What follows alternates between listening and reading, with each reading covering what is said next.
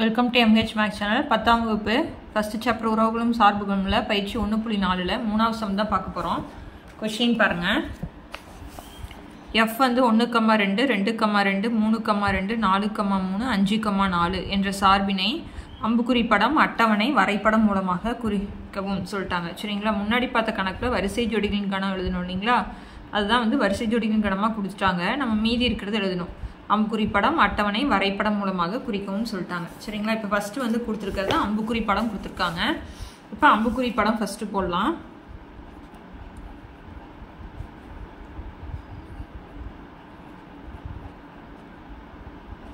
அம்புக்குறி படம் அப்படிங்கிறது நம்ம இது மாதிரி போடக்கூடியது. ஓகேங்களா? இப்போ இதில் என்ன பண்ணணும் அப்படின்னா, இது என்ன அப்படின்னா, இது ஏங்கிற கணம், இது பிங்கிற கணம். உறவு என்னது நம்மளுக்கு எஃப்.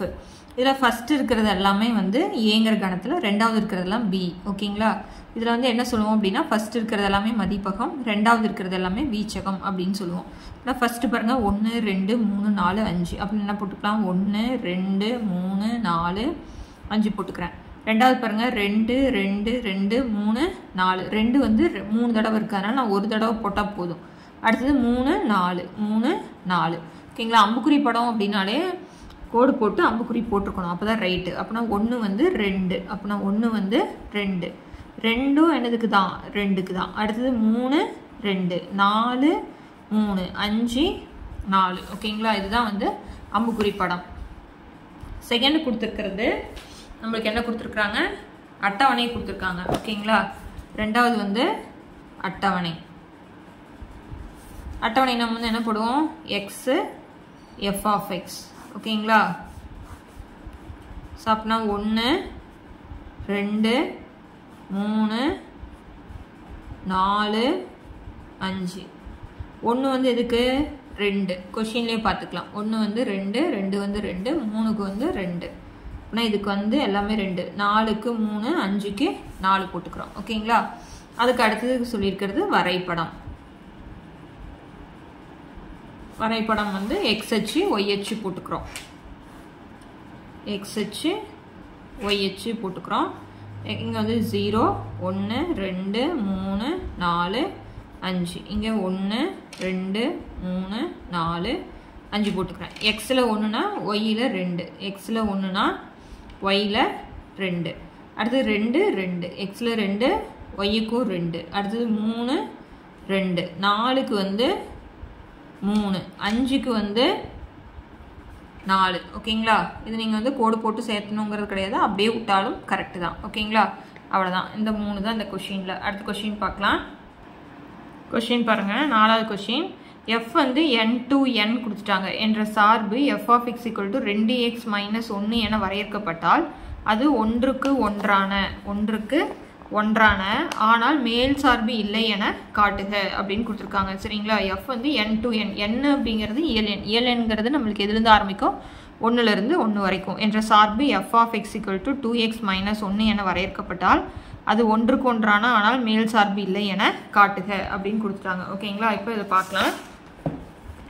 இப்போ வந்து n அப்படிங்கிறது இயல் எண், அதாவது ஒரு கணத்துலேருந்து இன்னொரு கணத்துக்கு போகிறது. அப்படின்னா ஏங்கிற கணம் பிங்கிற கணம் இருக்குன்னு உங்களுக்கு படம் போட்டால் உங்களுக்கு ஈஸியாக புரியும். பரீட்சையில் படம் போடணுமா அப்படின்னா கிடையாது. ஓகேங்களா? உங்களுக்கு புரியணுங்கிறதுக்காக போடுறது. இதுவும் என்ன, இதுவும் என்ன. இப்போ இயல் எண்ணா 1 2 3 4 5 6 போய்கிட்டே இருக்கும். இதுலேயும் 1 2 3 4 5 6 7 8 9 எக்ஸெட்ரா போய்கிட்டே இருக்கும். ஓகேங்களா? இப்போ என்ன கொடுத்துருக்குறாங்க, f of x equal to 2x - 1. இப்போ எக்ஸுக்கு வந்து நான் 1ன்னு பிரதிடுறேன். அப்படின்னா 2 × 1 - 1, 1 2 - 1 1. அடுத்து எக்ஸுக்கு வந்து 2 போடுறேன். 2 × 2 - 1, 2 2 4 - 1 3. அடுத்து எஃப் ஆஃப் 3 அப்படின்னா 2 × 3 - 1, 3 2 6 - 1 5. அடுத்தது 4 போடுறேன். 2 × 4 - 1, 4 2 8 - 1 7. இது மாதிரி உங்களுக்கு போய்கிட்டே தான் இருக்கும். ஓகேங்களா? அப்படின்னா எக்ஸுக்கு வந்து ஃபஸ்ட்டில் வந்து 1 போடும்போது நம்மளுக்கு என்ன தான் கிடச்சிது, 1 கிடச்சிது. அடுத்தது 2 போடும் பொழுது 3 கிடச்சிது. அடுத்தது 3 போடும் பொழுது 5. ஓகேங்களா? 4 போடும் பொழுது 7. ஓகேங்களா? 5 போடும்போது என்ன வரும், 9. அதனால தான் இது வந்து பெருசாக போட்டிருக்கேன். ஓகேங்களா? ஸோ அது மாதிரி இது மாதிரி போய்கிட்டே தான் இருக்கும் நம்மளுக்கு. ஓகேங்களா, இதில் வந்து என்ன பார்த்தோம்னா ஒன்றுக்கொன்றான அல்லது மேல் சார்புங்கிறது கொடுத்துருக்காங்க. ஒன்றுக்கொன்றான அப்படிங்கிறது என்னன்னு தெரிஞ்சுக்கலாம். ஃபர்ஸ்ட் இருக்கிறது என்றைக்குமே மதிப்பகம். ஃபர்ஸ்ட் இருக்கிறது என்றைக்குமே மதிப்பகம். ரெண்டாவது இருக்கிறது எப்பயுமே வந்து துணை மதிப்பகம். ரெண்டாவது இருக்கிறது வந்து துணை மதிப்பகம். அப்படின்னா வீச்சகம் அப்படிங்கிறது என்ன அப்படின்னா, இப்போ பாருங்க உறவு இருக்குது பார்த்தீங்களா. இப்போ மதிப்பகம்னா 1 2 3 4 5 6 போய்கிட்டே இருக்கிறது இந்த கணக்கை பொறுத்த வரைக்கும். ஆனால் மதிப்பகம்னா ஃபர்ஸ்ட் இருக்கிறது. அடுத்தது துணை மதிப்பகம் அப்படிங்கிறது இந்த கணம் ஃபுல்லாக, அதாவது 1 2 3 4 5 6 7 8 9 போய்கிட்டே இருக்குது இந்த கணக்கை பொறுத்த வரைக்கும். ஓகேங்களா, இதில் வீச்சகம் அப்படிங்கிறது எந்த நம்பர் உறவோ அதுதான் வீச்சகம். அப்புறம் இந்த கணக்குக்கு எது வீச்சகம்னு பார்த்தீங்கன்னா 1 3 5 7. ஓகேங்களா, ஸோ அப்படின்னா இங்கே இருக்கிற எல்லா உறுப்புக்கும் இந்த கணத்தில் நிழல் உரு, இந்த பாருங்க உறவு போகுது இல்லையா, அதுக்கு பேர் வந்து நிழல் உரு. இங்கிருந்து முன்னாடி இருந்து பின்னாடி போச்சுன்னா அது நிழல் உரு. இங்கிருந்து இங்கே வந்துச்சு அப்படின்னா நம்மளுக்கு வந்து 300. ஓகேங்களா, புரியுதுங்களா சொல்கிறது? இப்போ இதில் என்ன அப்படின்னா ஒன்றுக்கொன்றான சார்பு அப்படிங்கிறது என்ன அப்படின்னா, ஒரு நம்பருக்கு ஒரு நம்பர் நம்மளுக்கு உறவு இருக்கணும். ஒரு நம்பர்லேருந்து ஒரு நம்பர், அதாவது ஒருத்தர் கண்டிப்பாக ஒரு ஊருக்கு தான் போயிருக்கணும். 2 பேர் சேர்ந்து ஒரு ஊருக்குலாம் போகக்கூடாது. ஓகேங்களா, உதாரணத்துக்கு நான் சொல்கிறேன். இங்கிருந்து கண்டிப்பாக ஒருத்தர் ஒரு ஊருக்கு தான் போயிருக்கணும். அப்புறங்க 1லேருந்து 1 2க்கு 3 3க்கு 5 4க்கு 7. இந்த ஒன்றுக்கொன்றான சார்பை பொறுத்த வரைக்கும் நீங்கள் இங்கே இருக்கிறது தான் பார்க்குறீங்க, பின்னாடி இருக்கிறது நம்ம தேவையில்லை.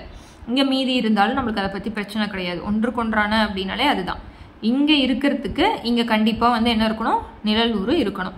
அப்படி இருந்ததுன்னா வந்து ஒன்றுக்கொன்றான சார்பு அப்படின்னு சொல்லுவோம். மேல் சார்பு அப்படிங்கிறது என்ன அப்படின்னா, நம்மளுக்கு வீச்சகம்னு சொன்னோம் இல்லைங்களா, துணை மதிப்பகம்னு சொன்னோமா, துணை மதிப்பகமும் வீச்சகமும் நம்மளுக்கு சமமாக இருக்கணும். ஓகேங்களா, இப்போ ஆனால் இதில் பாருங்கள் 2 4 6 8 இதெல்லாம் வந்து நம்மளுக்கு உறவு இல்லாமல் இருக்குது. அப்படி இருக்கக்கூடாது. எல்லாத்துக்குமே வந்து இங்கிருந்து 300 இருக்கணும். அப்படி இருந்தால் தான் அது வந்து மேல் சார்பு. எக்ஸாக்டாக சொல்லணும்னா வீச்சகமும் துணை மதிப்பகமும் ஒன்றா இருந்ததுன்னா அது மேல் சார்புன்னு சொல்லிடலாம். ஆனால் இங்கே வந்து நம்மளுக்கு இந்த 2 4 6 8 வந்து ஃப்ரீயாக இருக்குது. அதனால இது வந்து என்னன்னு சொல்லிடலாம், மேல் சார்பு இல்லை அப்படிங்கிறது சொல்லிடலாம். ஓகேங்களா, அப்படின்னா இது வந்து ஒன்றுக்கொன்றான சார்பு. இது ரெண்டும் நல்லா தெரிஞ்சுக்கணும். ஓகேங்களா, ஒன்றுக்கொன்றான சார்புனா இங்கிருந்து எல்லாத்துக்குமே கண்டிப்பாக நிழல் இருக்கணும். இப்போ 5 6 7 8 நீங்கள் பிரதியிட்டாலும் கண்டிப்பாக இங்கே ஒரு உறவு இருக்கும் நம்மளுக்கு. அப்படின்னா இது வந்து ஒன்றுக்கொன்றான சார்பு அப்படின்னு சொல்லிடலாம். இது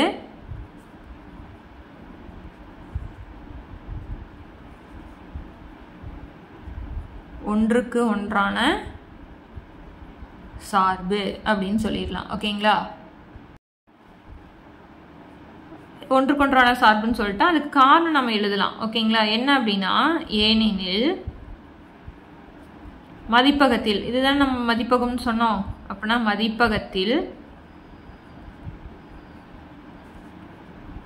மதிப்பகத்தில் உள்ள ஒவ்வொரு உறுப்பிற்கும், மதிப்பகத்தில் உள்ள ஒவ்வொரு உறுப்பிற்கும் ஓகேங்களா வெவ்வேறு நிழல் உரு உள்ளது.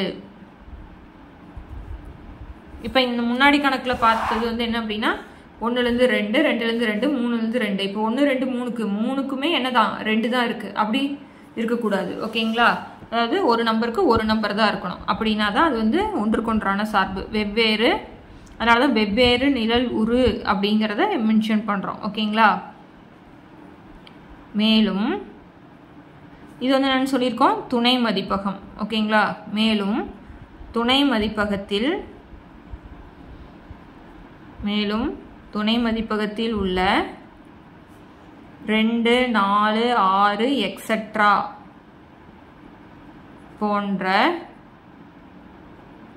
உறுப்புகளுக்கு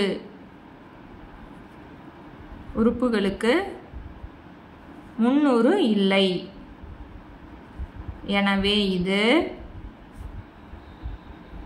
மேல் சார்பு அல்ல அப்படின்னு எழுதிடலாம். ஓகேங்களா, மேல் சார்பு அல்ல அப்படின்னு எழுதிடலாம். புரிஞ்சுதுங்களா? ஒன்றுக்கொன்றான ஒரு நம்பருக்கு ஒரு நம்பர் தான் இருக்கணும். அதுதான் ஒன்றுக்கொன்றான சார்பு. மேல் சார்புனா வீச்சகமும் துணை மதிப்பகமும் ஒன்றாவே இருக்கணும். புரிஞ்சுதுங்களா? அடுத்த சம் பார்க்கும்போது உங்களுக்கு இன்னும் ஈஸியாக புரியும். அடுத்து 5வது சம் பார்க்கலாம். அடுத்த சம் பாருங்கள். 5வது சம் எஃப் வந்து n to n, போன சம் மாதிரியே தான். என்னா இயல்எண், இயல்எண்ணா 1 2 3 4 ஓகேங்களா என்ற சார்பு f of m = m² + m + 3 என வரையறுக்கப்பட்டால் அது ஒன்றுக்கொன்றான சார்பு என காட்டுக. ஓகேங்களா, என வரையறுக்கப்பட்டால் அது ஒன்றுக்கொன்றான சார்பு அப்படிங்கிறத நம்ம காமிக்க சொல்கிறாங்க. இப்போ தான் நம்ம பார்த்தோம் ஒன்றுக்கொன்றான சார்புனா ஒரு நம்பருக்கு ஒரு நம்பர் இருக்கணும். ஸோ அப்போனா நம்ம வந்து எம்முக்கு வந்து 1 2 நான் பிரதியிடுறேன். இப்போ 1ன்னு போட்டேன் அப்படின்னா நான் எழுதலாம் 1 ஸ்கொயர் 1 + 3, அதாவது எம்முங்கிற இடத்துல 1 போடணும். அப்போனா 1 ஸ்கொயர் + 1 + 3, 1 எத்தனை தடவை இருக்குனாலும் 1 தான். 1 + 1 + 3, 3 4 5. ஓகேங்களா? அடுத்தது 2 போடுறேன். அப்புறம் என்ன எழுதலாம் 2 ஸ்கொயர் 2 + 3, 2 ஸ்கொயர் எத்தனை 4, 2 + 3, அப்புறம் 4ஐயும் 2ஐயும் கூட்டினா 6 3 9. அடுத்தது 3 போடுறேன். 3 ஸ்கொயர் + 3 + 3, 3 ஸ்கொயர் 9, 3 + 3, அப்போனா 3 3ஐயும் கூட்டினா 6, அப்போனா இங்கே 15. ஓகேங்களா? இதை நான் படம் போட்டு காமிக்கணும் அப்படின்னா 1 2 3 4 5 6 எக்ஸட்ரா போய்கிட்டே இருக்கு. இப்போ 1 2 3 4 5 6 7 8 9 எக்ஸட்ரா. இப்போ 1னா நம்மளுக்கு என்ன வந்துச்சு 5, 2னா 9, 3னா 15. இது மாதிரி போய்கிட்டே தான் இருக்கும் இல்லைங்களா? ஸோ அப்படின்னா இங்கே இருக்கிற எல்லா நம்பருக்குமே நம்மளுக்கு உறவு இருக்கும். ஆனால் இங்கே வந்து பேலன்ஸ் இருக்கும் இல்லைங்களா? அப்படின்னா இது ஒன்றுக்கொன்றான சார்பு அப்படின்னு சொல்லிடலாம். அப்படின்னா என்ன எழுதிடலாம், இது ஒன்றுக்கு ஒன்றான சார்பு, ஏனெனில் மதிப்பகத்தில், ஓகேங்களா, மதிப்பகத்தில் உள்ள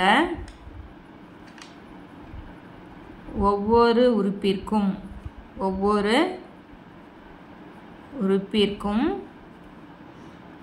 துணை மதிப்பகத்தில்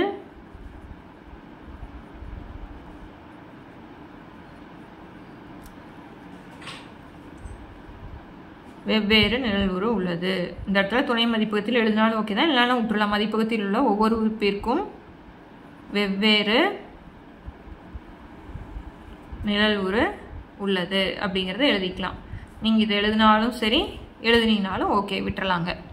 புரிஞ்சுதுங்களா? ரொம்ப ரொம்ப ஈஸியான சம் தான். அடுத்த சம் பார்க்கலாம். இப்போ 6வது சம் பாருங்கள். ஏ வந்து 1 2 3 4ன்னு கொடுத்துட்டாங்க. 4 நம்பர் தான் கொடுத்துருக்காங்க. இங்கே வந்து n to n நம்மளுக்கு நம்பர் போய்கிட்டே இருக்கும்.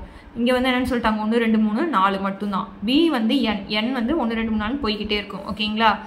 இப்போ இதில் மேலும் f வந்து a to b அப்படிங்கிற உறவு இருந்ததுன்னா f of x equal to x cube, f நம்மளுக்கு கொடுத்துட்டாங்க. f of x வந்து x cube என வரையறுக்கப்படுகிறது எனில் f இன் வீச்சகத்தை காண்க. f வந்து எவ்வகை சார்பு என காண்க. எந்த வகை சார்பு அப்படிங்கிறதையும் நம்ம கண்டுபிடிக்கணும். ஓகேங்களா? இப்போ இதில் பார்க்கலாம் பாருங்கள். f of x வந்து நம்மளுக்கு என்னென்னு கொடுத்துட்டாங்க x cube, இங்கே கொடுத்துட்டாங்க. ஏல இருக்கிறது தான் வந்து நம்மளுக்கு x, அப்படின்னா f of 1 cube நம்மளுக்கு 1. அடுத்து 2 போட்டோம்னா 2 cube நம்மளுக்கு 8. அடுத்து 3 cube போட்டோம்னா நம்மளுக்கு 27. ஓகேங்களா? 4 cube போட்டோம்னா நம்மளுக்கு 64. இப்போ இது உங்களுக்கு படம் மூலியமாக விளக்கணும் அப்படின்னா ஏ வந்து நம்மளுக்கு என்ன தான் 1 2 3 4 அவ்வளோதான், முடிஞ்சிருச்சு. பி தான் நம்மளுக்கு 1 2 3 4 5 6 7 8 9 எக்ஸட்ரா போய்கிட்டே இருக்குது. என்னன்னு கொடுத்துட்டாங்க. ஓகேங்களா? இப்போ 1ஆ இருந்தால் மதிப்பு 1, 2ஆ இருந்தால் 8, 3ஆ இருந்தால் 27, 4ஆ இருந்தால் 64. ஓகேங்களா? போய்கிட்டே இருக்கும். இப்போ நம்மளுக்கு ஃபஸ்ட்டு வந்து கேட்டிருக்கிறது வீச்சகம் கேட்டிருக்கிறாங்க. வீச்சகம்னா நம்ம என்ன சொன்னோம் பாருங்கள்.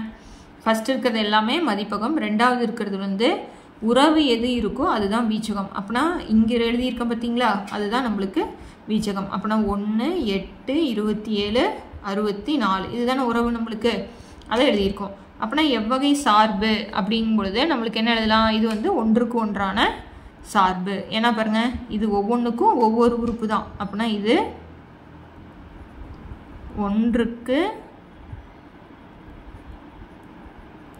ஒன்றான சார்பு. மேலும் ஆனால் என்ன இல்லை, மேல் சார்பு அல்ல. ஓகேங்களா? மேலும் மேல் சார்பு அல்ல. முடிஞ்சுது, அவ்வளோதான் சம்ம. ஓகேங்களா? ஒன்றுக்கொன்றான சார்பு மேல் சார்பு மட்டும் நல்லா தெரிஞ்சுக்கணும். மேல் சார்புங்கிறது துணை மதிப்பகமும் வீச்சகமும் ஒரே மாதிரி இருந்ததுன்னா அது வந்து நம்ம மேல் சார்பு அப்படின்னு சொல்லிடலாம். ஓகேங்களா? ஸோ இந்த சம்மோட இந்த வீடியோ முடிக்கிறேன். அடுத்த சம்ஸ் பார்க்கணும், சேனலை சப்ஸ்கிரைப் பண்ணிக்கோங்க. தேங்க்யூ.